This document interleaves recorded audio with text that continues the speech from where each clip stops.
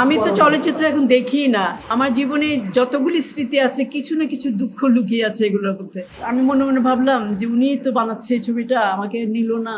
যে কোনো চরিত্রে হলেই আমি করতাম, যে এত সুন্দর করে আমাকে বললেন কথাটা। কাজ করতে গিয়ে দেখি রাজ্জাক ভাই আমাকে চাচি বলে ডাকছে, চাচিমা।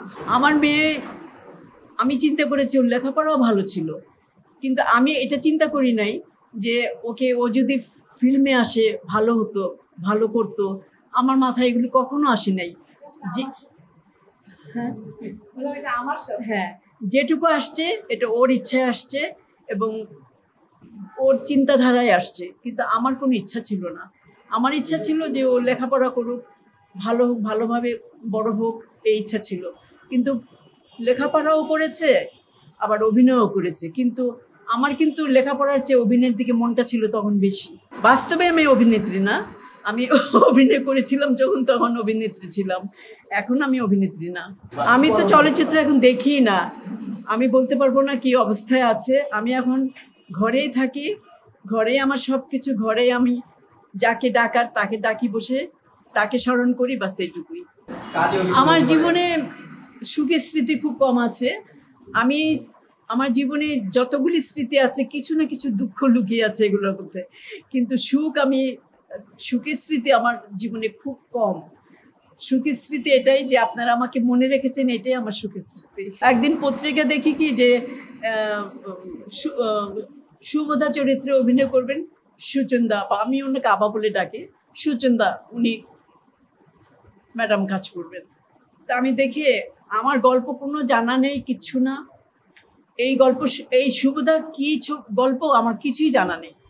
আমি গল্পটা পড়িও নি, জানিও না, কেউ আমাকে শোনায়ও নি, কিন্তু নাম শুনে কেন জানি মনে হয়েছে যে এরকম একটা চরিত্র যদি আমি করতে পারতাম।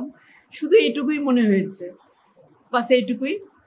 তারপরে তার 2-3 দিন পরে দেখি কি আমাদের বাসায় আসলেন চাষি মামা, চাষি নজরুল ইসলাম, উনি আসলেন আমাদের বাসায়।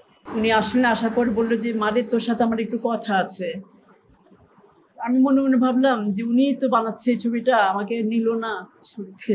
এত সুন্দর একটা চরিত্র, কিন্তু চরিত্র সম্বন্ধে আমি কিছুই জানি না। নাম শুনেই মনে হয়েছে যে নিশ্চয়ই এমন কিছু একটা হবে। তা আমি বললাম যে হ্যাঁ বলেন মামা, কি বলেন। বললো কি তুই আয় একটু আমার কাছে আয় মা। তা আমি কাছে বসলাম, বসার পর বললো মা রে, আমার একটা ক্যারেক্টার করে দেন মা। উনি এমনভাবে বললেন যে কোনো চরিত্র হলেই আমি করতাম, যে এত সুন্দর করে আমাকে বললেন কথাটা যে মা রে তুই করে দে মা, আমি একদম বিপদে পড়ে যাবো মা। আমি বললাম কি চরিত্রটা বলেন আপনি। বললো কি শুভদা। আমার এখানে ঘাট করে উঠলো, হ্যাঁ কি বলে শুভদা চরিত্র তো করার কথা সুচন্দা ম্যাডামের, আমি করবো কেন, এটা নিজে নিজে ভাবছি। ভেবে আমি ওনাকে প্রশ্ন করলাম যে মামা এটা তো সুচন্দা আপা করবে, আমি দেখেছি পত্রিকায়, তা আপনি আমার কাছে নিয়ে আসছেন কেন এই চরিত্র। না না না, এটা তো উনি করবেন, আমি করব কেন।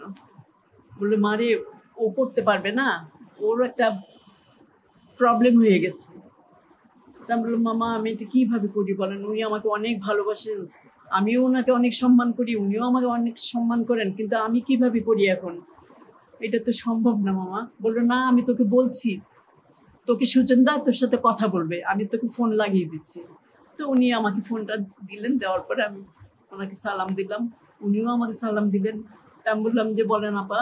বললো কি আনুদি, আমি না অনেক প্রবলেমে পড়ে গেছি আনুদি, আপনি আমার এই চরিত্রটা করে দেন না, সুভদ্রা চরিত্রটা।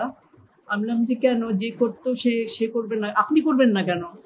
বললো যে আনুদি আমি তো করতে পারবো, আমি তো নিজে অনেক ব্যস্ত এখন, আমি এত ব্যস্ততার জন্য আমি করতে পারবো না। যদি আপনি করলে আমি অনেক খুশি হব, যদি আপনি করে দেন, আর আপনার জন্য অনেক ভালো হবে। মন থেকে বলছেন আপনি কথাটা, মন থেকে বলছেন। বললো হ্যাঁ আমি একদম মন থেকে বলছি।